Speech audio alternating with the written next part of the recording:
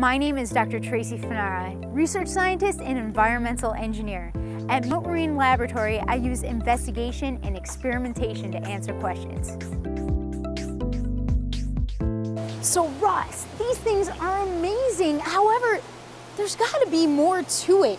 I mean, how have they survived so long just sitting here? Easy prey. It just doesn't even make sense. Well, I gotta say, they're a pretty stellar animal. Terrible, oh my gosh. But yes, absolutely. Sea stars are one of the most amazing animals, I think, out there in general. They are the top predator in their little tide pool ecosystem. So I know, right, a lot of people think of these— predator? I know, right, crazy. A lot of people think of these like giant apex predators as like these eels or sharks or stingrays or orcas. Well, these guys are on that same level, just in their little tide pool habitat. So I like to think of a sea star as the wolf of the tide pool. Their job is to keep everything below them actually in check. Now, here's the crazy part. So they're kind of like a keystone species. Absolutely, they 100% are, absolutely. Apex predator, I love that. So the cool thing about being an apex predator is that nothing really eats them because there's not really anything to eat. So when you're having your delicious meaty dinner, what part of the animal are you eating? The muscle. The muscles, absolutely. Here's the weird part. Sea stars don't have any muscles. These clams, mussels, barnacles, all these animals actually have muscles. So even though they might like inherently anchor on and like clamp down, the sea stars can gradually open them up because they always win, because they'll never get tired. Right. Ever. And they use hydraulic power to actually open up those shells. Absolutely. And there's no drought in the ocean. This is evidence. Evidence that a sea star was here. Now, here's the crazy part. Sea stars are the only animal in the world that takes their stomach and throws it out of its body. Oh my gosh. But it gets even crazier than that, because when that stomach blasts out of its body, it lands on and envelops whatever it wants to eat. So give me a clam. Put your hand, perfect. So it'll finally crawl on top, shoot its stomach out on top. It gets even crazier than that. It gradually melts the prey with acid. It shoots its stomach acid out, melts the shells, melts up all that delicious meat on the inside, and sucks it all the way back in.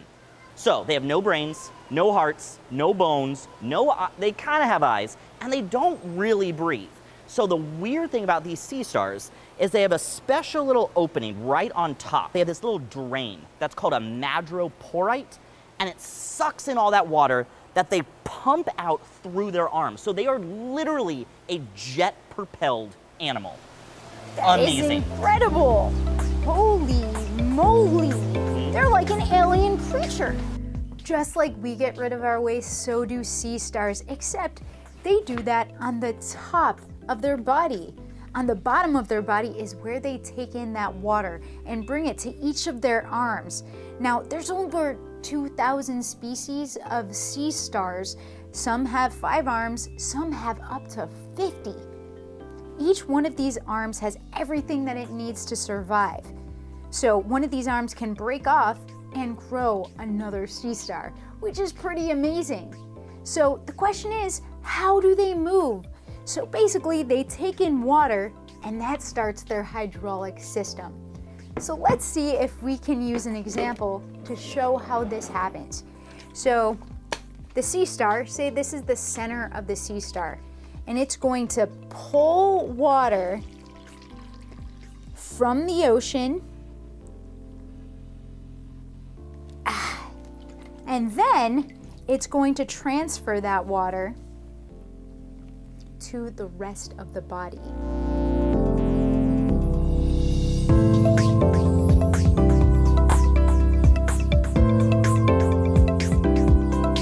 So after they have water in their arms, each of their little feet contract and release, causing the others to move every time this happens.